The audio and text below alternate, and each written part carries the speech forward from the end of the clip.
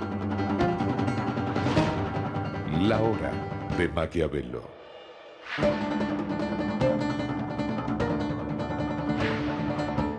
Para conocer a los que están detrás del poder.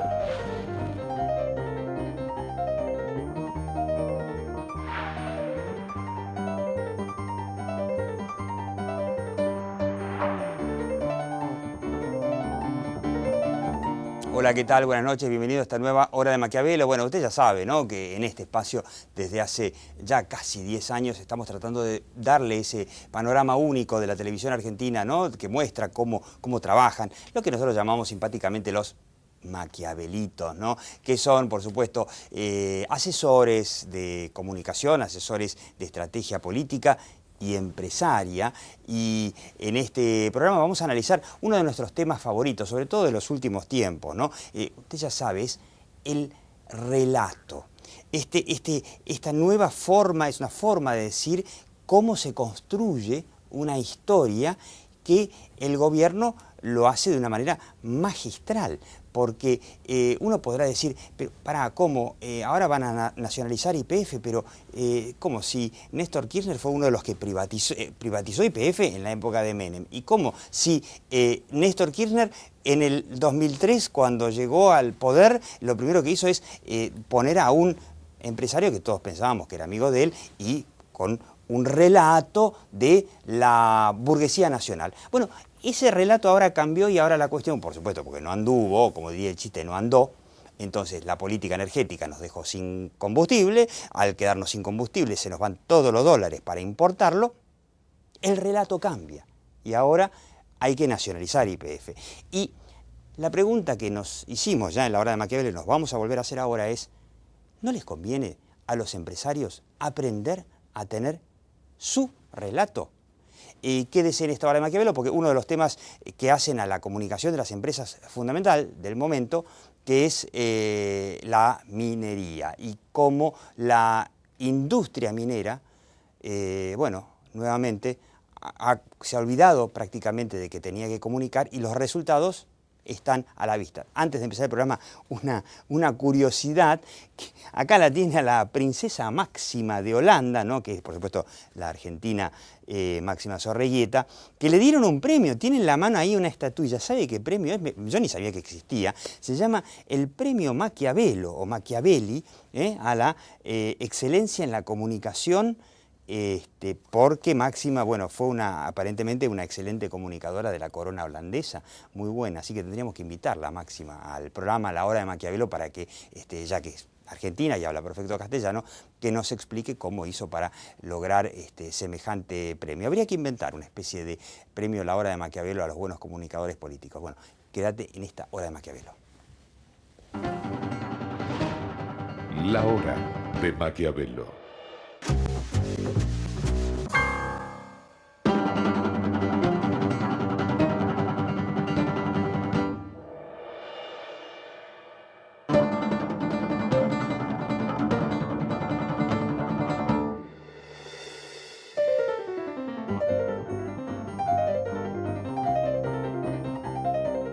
En Villa La Angostura, un balcón con vista a la ensoñación, el corazón de la bahía, Apar y Spa Boutique.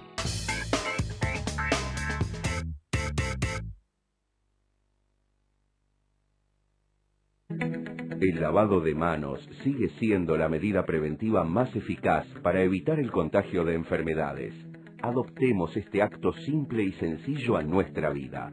Es un consejo de AISA.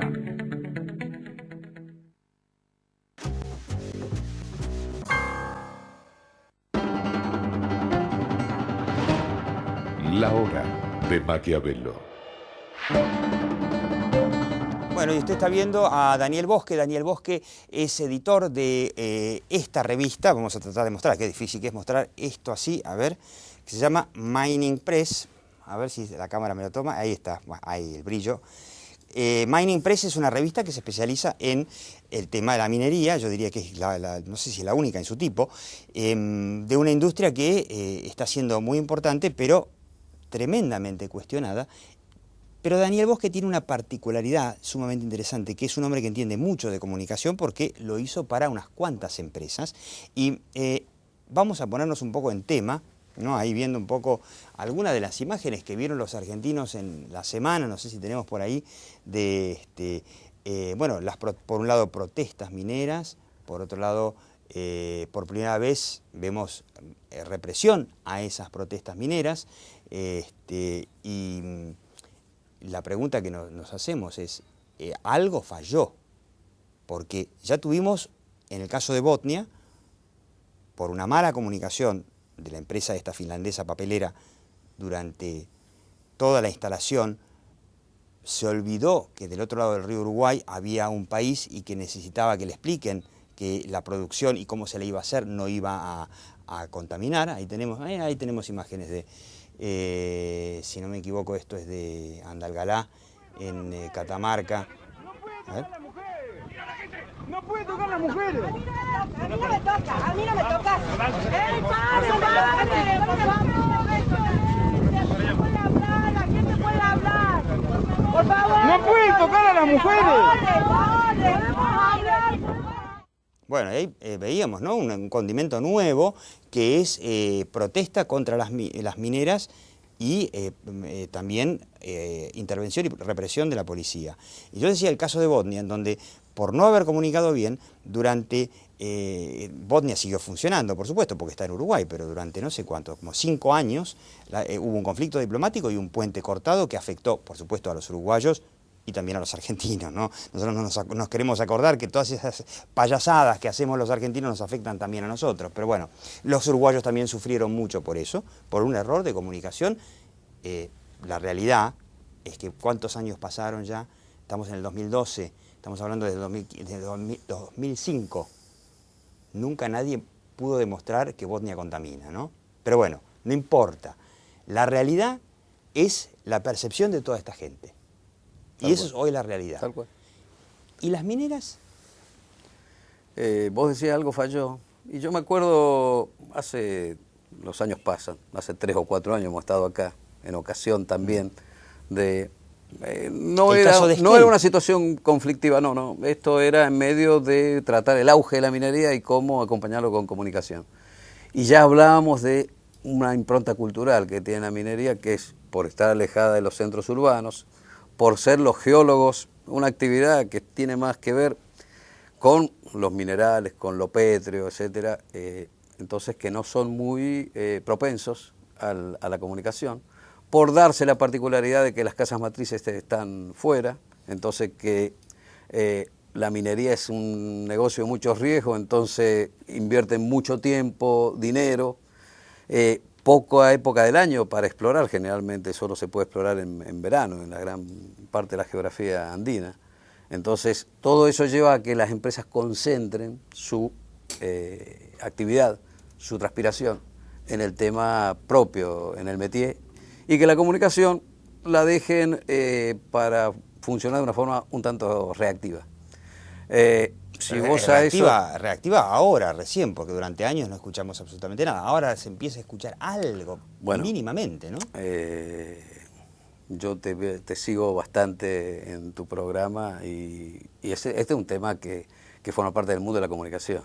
Y generalmente se tiende más a reaccionar que a acumular un capital para decir, bueno, que el público El caso de Famatina, que es el problema en Famatina, La Rioja, que estalló y que ahí tenemos las imágenes de la protesta de Famatina, en donde una minera canadiense que se llama Osisko, de repente se dio cuenta tarde, ahora dice que va a hacer un plan de comunicación para ganarse la licencia social que se tendría que haber ganado antes.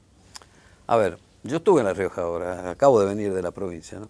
Y una cosa que me llamó la atención es que en realidad el poco conocimiento que tienen los riojanos hoy, porque uno puede decir, La Rioja fue minera. Sí, pero hace muchos 100 años. Hace muchos años, 100 años, 200 años, digamos, la minería es fundacional de La Rioja, pero el individuo, el ciudadano, el riojano de hoy, no tiene conocimiento de la minería. Pero el conocimiento que tiene es el que le dieron todo este sistema, todo este formato transnacional, si se quiere, de lucha contra la minería que baja desde un famoso manual de táctica y estrategia contra la minería que escribió, que es interesante leerlo para la gente de la comunicación y de la política, que escribió un ecuatoriano que se llama Carlos Zorrilla, donde está descrito cómo hay que hackear desde el almácigo, desde que es un prospecto, antes que sea un proyecto, desde que se ubica en el mapa la posibilidad de que haya minerales, con todos los condimentos político-ideológicos de que acá viene el saqueo, la contaminación, etcétera. Ese normalmente, generalmente, es la información de base con la que estaba contando la sociedad riojana. Hay algo que es lógico desde el punto de vista de la comunicación, lo hemos visto mucho nosotros, que es cuando se tiene un capital político. Béder Herrera ganó en La Rioja con el 70% iba. de los votos. Entonces uno siente alguna seguridad de decir, acá no voy a tener problemas, pero el mundo de hoy es mucho más versátil, Diego, mucho más dinámico. Mucho más dinámico, y las redes sociales han sido acá el gran instrumento por el cual discurre toda una comunicación informal. Sin duda, sin duda. Ahora, yo me pregunto, ahí metiste un elemento nuevo, ¿no? Que es Béder Herrera, el gobernador que acaba de ganar, hizo una excelente elección, lo mismo que Cristina Fernández de Kirchner en lo nacional, 54%, y sin embargo hay evidentemente una gran mayoría antiminera. Ahora, por un lado, Béder Herrera, que la verdad que yo estoy a favor de la minería, yo creo que la Argentina tiene mucho más futuro desarrollando la minería como lo hizo Chile, tiene mucho más futuro y va a ser como país mucho más sustentable si lo hace. Ahora, un gobernador que ganó la elección hace 3 meses prometiendo que de ninguna manera iba a permitir la minería... No sé si... No, en realidad la historia de La Rioja es que, a propósito del conflicto que había entre Massa y Béder, los resabios del menemismo y el otro peronismo que venía, ahí hubo una polémica sobre la minería, y Béder Herrera en su momento estuvo entre los sectores que decían no queremos minería. Claro, pero en realidad había ahí una disputa que era más bien la disputa por la propiedad minera. ¿Por qué? Porque Yamiri, que había sido la empresa estatal que había formado el gobierno de Menem, luego esa administración de Yamiri se privatiza y pasa a cotizar en las bolsas de Canadá. Entonces, para recuperar todo eso, para cambiar de mano el negocio, se monta sobre eso toda una puja política. Lo que ocurre es que sobre esa puja política se van montando los sectores que no quieren minería. Y bueno, ahí está, es lo mismo, por eso digo, vuelvo a Botnia. El caso de Botnia, en donde el ex gobernador, ¿cómo se llamaba este peronista que estuvo en la época de Menem y después siguió el gobernador entrerriano? Busti. El ex gobernador Busti primero había tratado de conseguir que Botnia se instalara en Entre Ríos. Y no lo consiguió. No vamos a meternos en el detalle porque los finlandeses, que son medios cuadraditos, dijeron, no, che, este pibe nos pide demasiado, algo por el estilo, y se fueron a Uruguay. Y medio parece como que Busti después hizo lo mismo que Béder Herrera, después, pero al revés, se volvió antipapeleras, ¿no? Después de haber querido que vengan, se volvió totalmente antipapeleras. Y terminamos generando desde el gobierno un conflicto general, un conflicto nacional con el vecino Uruguay que todavía no está totalmente superado. Y Béder Herrera parece que metió baza, y no sé si es positivo, porque yo no sé si al final es positivo, porque me parece que la gente empieza a sospechar de todos, y de Cristina también. ¿Por qué? Bueno, porque Cristina se ha manifestado varias veces pro-minera, últimamente, en varias oportunidades, en varios discursos, pero son manifestaciones que yo no sé si la gente le cree completamente, si es una aspiración saludable para que la Argentina se desarrolle con minería, o si hay algo más que la gente sospecha. Hay un tema que nosotros como publicación especializada, obviamente que estamos a favor del desarrollo minero, estamos propiciando por estas horas, que esto a propósito de tus reflexiones, que es que en la Argentina por fin se libere un debate minero a gran escala. Esto incluso en términos de comunicación es lo que la minería de alguna manera ha tratado de evitar por un instinto de supervivencia, donde ha habido diversos conflictos sociales, políticos. Empezó en Esquel, después, en el año 2003. Después continuó con Río Negro, después continuó con Mendoza, con La Pampa, con Córdoba, con Tucumán, con La Rioja que fue y que vino. Entonces, cada vez que había un conflicto a propósito de un proyecto, que generalmente es con los proyectos, porque las minas ya no se las toca porque ya son una realidad, ya se ve que toda esa leyenda que contaminan, todo eso, no se va verificando los hechos, ya va generando trabajo, inversión, ya se van viendo algún tipo de acumulación social con eso. Pero cuando son los proyectos, ¿qué pasaba? El sector, lo que nosotros veíamos, que reaccionaba como aislando el virus. Es decir, bueno, qué pena que acá no pudo ser. Y falló. Y nosotros... Y falló. Hoy el debate está muy generalizado. Y está tan generalizado que la Argentina en sus clases urbanas, si uno lo mide, etcétera, está muy ganado por el prejuicio antiminero. Sí, absolutamente. Es muy interesante el momento para debatir. Por eso yo rescato mucho, más allá de los colores políticos, ¿no?, las palabras de Cristina Kirchner en las últimas horas, ¿no?, que dice, nos debemos un debate político serio. Es claro, decir, el debate político acá, porque la minería en esta década ha sido rehén de la política. Y eso se ha visto claramente en las provincias. Es decir, para Cobos terminar con un conflicto que era minoritario en Mendoza, que se lo hacía un intendente y unos grupos marginales de la política, para Cobos terminar con eso y garantizar su pacto con el kirchnerismo y su vicepresidencia, preventivamente abortó la minería. Mató la minería y declaró que Mendoza prohibía la minería. Perdón, hasta con algunas incongruencias, como es no solo el famoso cianuro, sino agregar el ácido sulfúrico. Pero el ácido sulfúrico se usa en todas las industrias. No solo eso, es fundamental para el plan nuclear. Claro. Incongruencia tal que un mes antes, Julio De Vido había lanzado el plan nuclear argentino, en el cual el ácido sulfúrico es fundamental. Claro. Un mes después, su principal aliado y futuro vicepresidente, Julio Cobos, prohíbe el ácido sulfúrico en su provincia. Esto también es porque... Falta información. No, claro.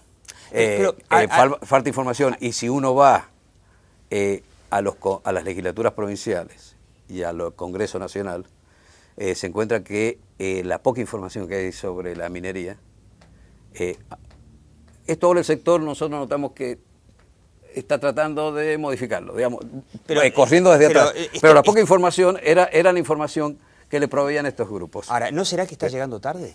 Porque así como lo de Botnia reaccionó y vino después, la pregunta es, los mineros que a través de su cámara ahora empezaron el año pasado tímidamente, coincido con vos ¿no será que está llegando tarde? Coincido con vos que ya la oposición antiminera ya es tan fuerte. Entonces la pregunta es, ¿quién puede salvar? Porque evidentemente ya las mineras ya los superó. ¿Puede el gobierno, Cristina, en lugar de hacer un poquito de chicana política, que es lo que puede hacer ella, como diciendo, le tira a las ONG que se preocupan, ¿no?, y le tira la clásica chicanita, ¿podría el gobierno, de su infernal presupuesto publicitario, por ejemplo, hacer una campaña para explicar, che, vamos a dar información a la gente de por qué hay minería en Canadá, en Chile, en un montón de países, por qué la Argentina se está perdiendo quizá el ser una potencia minera y en mejorar sus ingresos de una manera exponencial? Me gustó algo que hizo Beder en estas horas en La Rioja, que él llevó a La Rioja le preguntó a los mineros, denme 3 expertos, y entonces él llevó a 3 reconocidos expertos de la minería y no los juntó, sí, obviamente los hizo circular por los medios afines, etcétera, por los medios críticos también, pero fundamentalmente él hizo el trabajo 2 docenas de reuniones con su staff. Es decir, los sentó diputados y concejales, pregunten todos, sáquense las dudas, qué sé yo, el Instituto del Agua. Hizo, para terminar, porque ya nos echan, hizo lo que tendrían que haber hecho las mineras hace 15 años. Probablemente. Y la pregunta, bueno, quedará abierta porque esto recién empieza, es el gobierno, los gobiernos provinciales y el gobierno nacional van a ser la solución al problema de la falta de información sobre la minería o van a ser el problema. La verdad, si uno ve las imágenes con la policía agarrando y cascando a los manifestantes, yo no sé si los gobiernos no terminan siendo al final peor y agravando la situación. Nos vamos, Daniel Bosque, sumamente interesante. El tema de la comunicación de la minería en Argentina creo que va a ser un tema, un caso de estudio para todo el mundo. Si tenemos 2 segundos más, te digo, me parece que no queda otra. Porque por fin, en el estadio actual de la Argentina del siglo XXI, quienes gobiernan este país, independientemente del signo político, tienen que saber que lo que tienen por delante es la explotación de recursos minerales acá. Y yo diría, el que está en contra de la minería, que deje de usar celulares, autos, etcétera. Claro, bueno, eso era un chiste. Daniel Bosque, muchas gracias. En el próximo bloque vamos a preguntarnos si las empresas, nuevamente, las empresas pueden aprender de cómo el gobierno maneja magistralmente esto del relato. No se vaya. La hora de Maquiavelo.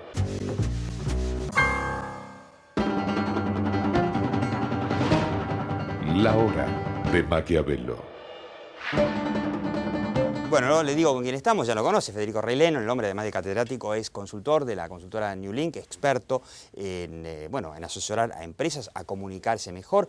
Y Sebastián Aduriz es un consultor que también ayuda a empresas desde hace muchos años a mejorar su discurso, a escribir discursos, a mejorar su forma de presentarse, de expresarse ante la opinión pública, ¿no? Entonces yo les digo, como siempre, veo al gobierno de una manera magistral. Yo, por ejemplo, lo del SUBE, por ejemplo, de la tarjeta esa que la gente hizo o hace horas y horas de cola, el infierno del calor, desesperado porque el gobierno dice, y ahora se nos acabó la plata y dentro de 30 días tenés que tener, o menos, en 15 días tenés que tener tu tarjeta SUBE, si no te aumentamos el colectivo. Salí corriendo y la gente sale corriendo y hace 40 horas de cola, se mata de calor y después dice, no, pero vos como sos un gil y te insultas desde la publicidad y tenés que, te vamos a dar un par de días más porque vos sos un bobo.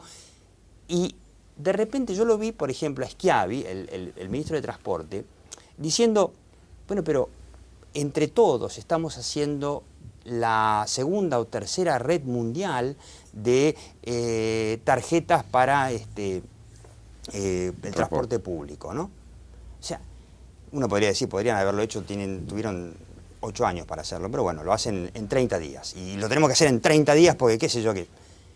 Le imprime una especie de épica que evidentemente la gente aprueba, compra. Yo digo, ¿y los empresarios? Que ahora dicen, tienen la culpa, las petroleras, de que no tenemos nafta, porque no exploraron lo suficiente, no invirtieron, ¿no? Y el resultado de la empresa se calla. Recientemente, el caso de la empresa Mastelone, que un gerente criticó una política del gobierno, la empresa sacó un comunicado diciendo no, una solicitud diciendo no, de ninguna manera, nosotros somos amigos del gobierno. ¿No podrían tener una épica y un relato propio? Bueno, alguna vez lo hablamos. A mí me parece que hay como dos grandes asuntos para ver previamente. El primero es que todas las épocas tienen un relato hegemónico. Hubo momentos en la historia de la humanidad donde no fue tan claro, pero en general siempre hay un relato hegemónico. Hoy el relato hegemónico es el del gobierno.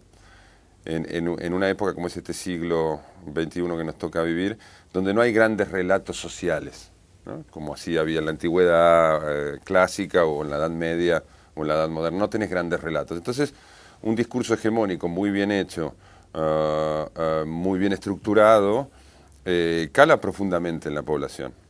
Entonces uno por un lado dice, bueno, además no te olvides que el gobierno tiene poder de... O sea, en un Estado democrático el único que tiene poder de policía, el único que te puede pegar un palo en la cabeza es el Estado. Y tiene los medios para difundirlo, ¿no? Entonces, por supuesto, además tiene los medios, tiene personas que saben mucho de comunicación y además tiene poder policial. Lo que dijimos, un ejecutivo de Mastelone dice algo y alguien dice, pero cállenlo, y la compañía temerosa termina reaccionando. Eso por un lado.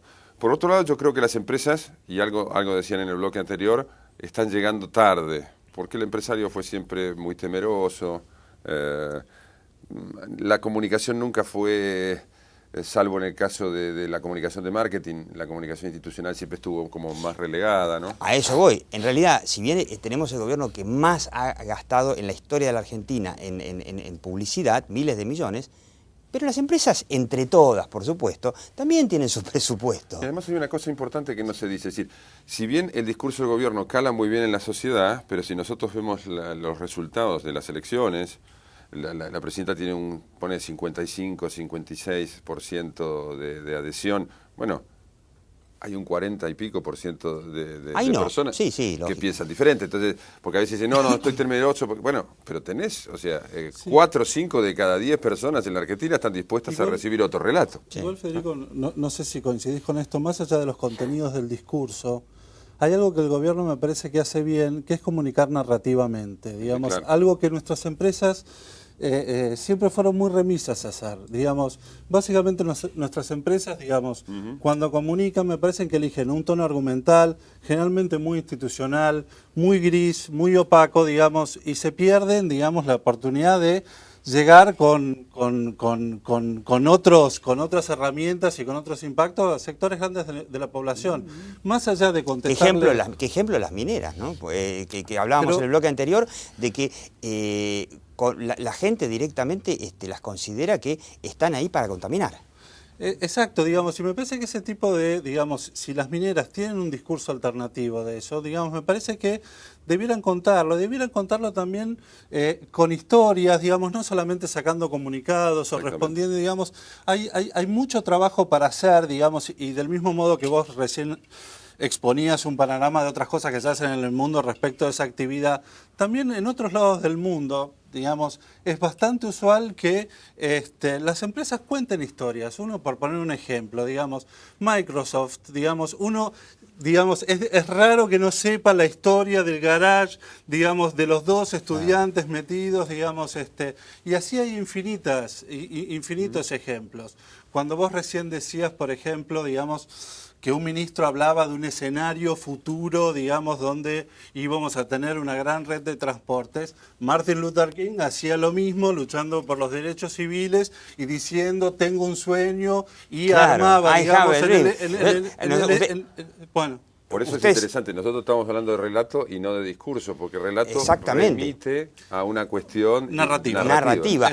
Usted sabe cómo funciona la obra de Maquiavelo, ¿no? Nosotros vamos a terminar aquí en Metro y seguimos en el canal de YouTube de La Hora de Maquiavelo o en la web lahorademaquiavelo.com con este debate que vamos a hacer sobre el relato y si los empresarios pueden hacerlo o no. Yo recuerdo, para volver al caso de la famosa planta de papelera de Botnia, los manifestantes permanentemente decían, nos van a generar lluvia ácida, la gente estaba aterrada, hasta que salió un tipo del INTA, un argentino, es más, alguien del gobierno, porque el INTA es oficial, a decir, che, esto de la lluvia ácida no se usa en la industria de la papelera, se lo usa en la industria del acero. O sea, ni siquiera la empresa estaba en condiciones de decir, miren, nosotros no podemos generar lluvia ácida porque es imposible. El tema era otro en todo caso, que podría haber contaminado y todavía no se probó. Eso te demuestra que las empresas necesitan escuchar a Federico Rey Lennon y a Sebastián Aduriz en este debate que vamos a hacer sobre si las empresas necesitan o no necesitan relato. Y yo te digo, como siempre,